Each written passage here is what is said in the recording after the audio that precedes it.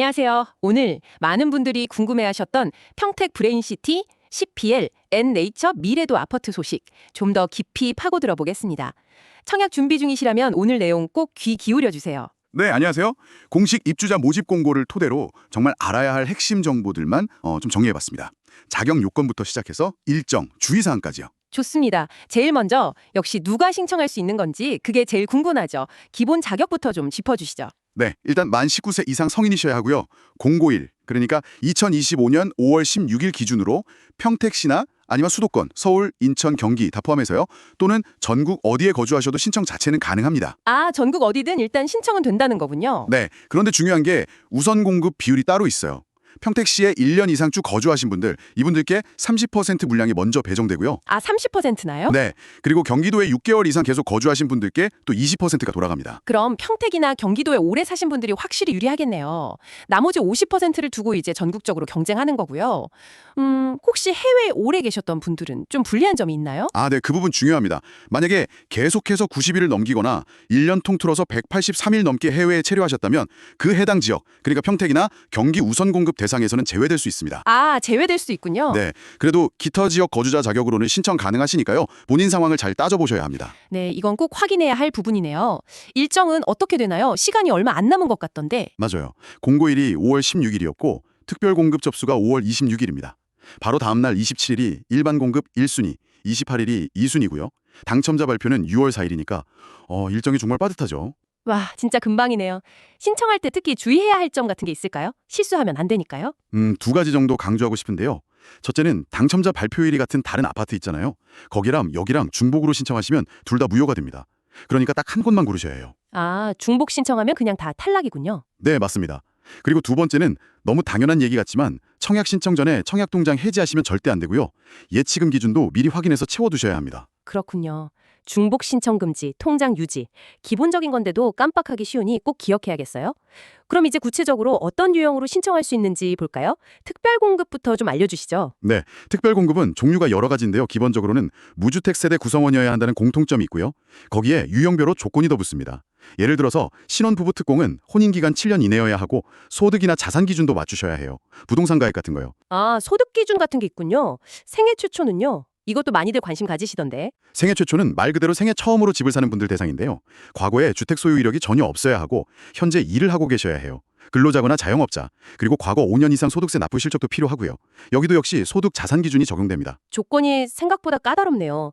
그럼 노부모 부양이나 다자녀 가구는 어떤가요? 노부모 부영은 만 65세 넘으신 부모님이나 배우자 부모님을 3년 이상 쭉 모시고 산 무주택 세대주가 대상입니다. 그리고 일반 공급 1순위 자격도 갖춰야 하고요.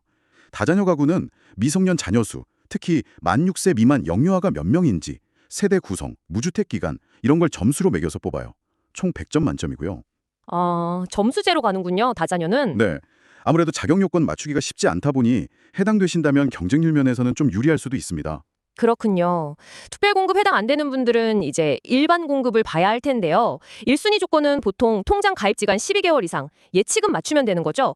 여기서 가점제가 중요하다고 하던데요. 네, 정확합니다. 일반 공급 1순위는 가점제랑 추첨제로 나뉘는데요. 가점, 즉 무주택 기간, 부양가족 수, 통장 가입 기간 점수가 높을수록 당연히 유리합니다. 아, 그리고 작년 3月부터 바뀐 게 있는데 배우자 통장 가입 기간도 점수로 인정해줘요. 최대 3점까지 합산됩니다. 오! 배우자 통장 점수도요? 이건 정말 새로운 정보인데요. 네, 배우자분 통장도 잘 활용하시면 좋죠. 근데 가점 말고도 꼭 확인하셔야 할 게 있어요. 어떤 거죠? 바로 단지 유의사항입니다. 공고문에 보면 동별로, 나인별로 주변에 경로당이라든지 쓰레기 분리수거장, 놀이터, 도로 같은 시설이 가까워서 소음이나 냄새, 조망 간섭이 있을 수 있다. 이런 내용들이 꽤 상세하게 나와 있어요. 아, 그런 세세한 부분까지요? 네, 예를 들면 필로티 바로 위층은 겨울에 난방 효율이 좀 떨어질 수 있다. 이런 내용도 있고요. 나중에 입주해서 후회하지 않으려면 이런 정보들을 미리 꼼꼼하게 체크하시는 게 정말 중요합니다. 와, 진짜 집 고르는 것처럼 심중하게 봐야겠네요. 그럼 이제 제일 현실적인 질문인데요. 가격대는 어떻게 형성되어 있나요? 예를 들어서 전용 84제곱미터 타입 기준으로 6층 이상이면 총 공급 금액이 약 4억 9,520만 원 정도로 나와 있습니다. 이걸 계약금, 중도금, 잔금으로 나눠서 내시는 거고요. 물론 취득세나 등기 비용은 별도입니다. 아, 그리고 이 가격은 분양가 상한제가 적용된 금액이에요. 아, 분양가 상한제 적용된 가격이 4억 후반대군요.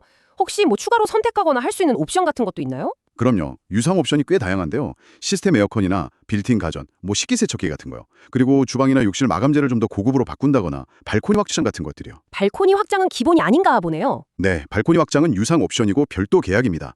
반대로 마이너스 옵션이라고 해서 벽지나 바닥재 같은 기본 마감 공사를 아예 빼고 분양가를 좀 낮춰서 받는 방법도 있어요. 나중에 직접 시공하시는 거죠. 아, 그런 선택지도 있군요. 네, 다만 옵션마다 당연히 추가 비용이 들고 마이너스 옵션을 선택하면 직접 공사하는 기간 때문에 입주가 좀 늦어질 수 있다는 점, 이런 것들을 잘 고려해서 결정하셔야 합니다. 네, 옵션 선택도 정말 신중해야겠네요. 자, 오늘 평택 브레인시티 N네이처 미래도 아파트 청약 관련해서 정말 중요한 점들을 쭉 짚어봤습니다. 자격부터 일정, 단지 세부사항, 비용까지. 와, 생각할 게 정말 많네요. 그렇습니다. 오늘 저희가 나눈 이야기는 사실 공고문의 핵심 요약본 정도라고 보시면 되고요. 실제 공고문에는 제출해야 할 서류 목록이라던가 더 자세한 배치도, 법적인 고지사항 같이 훨씬 방대한 정보가 담겨 있습니다. 그러니까 청약을 정말 진지하게 생각하신다면 조금 번거로우시더라도 전체 공고문을 꼭 직접 꼼꼼하게 읽어보시기를 강력히 권해드립니다. 네, 역시 공고문 확인이 필수군요. 네. 그리고 마지막으로 한 가지만 더 말씀드리면요. 이렇게 평택이나 경기도 거주자에게 우선 공급 물량을 많이 주는 방식이 앞으로 평택 지역 주택시장이나 더 나아가서 수도권 전체 시장에 어떤 영향을 미칠지 한 번쯤 생각해 보시는 것도 재미있는 포인트가 될 것 같습니다.